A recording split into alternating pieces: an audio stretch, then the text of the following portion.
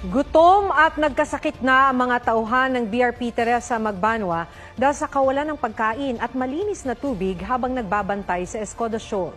Lugaw na lang ang kanilang kinakain at umiinom na sila ng tubig mula sa aircon.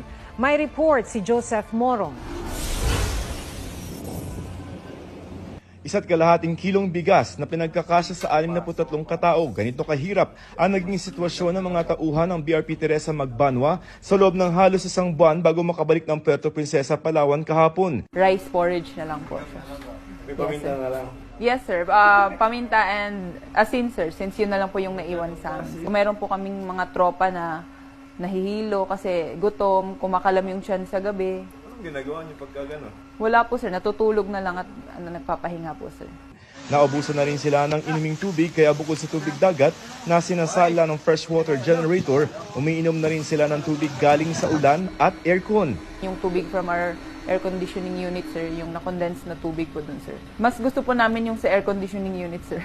At saka yung sa umuulan, sir. Kesa sa filter? Lasang parang swimming pool, then maalat.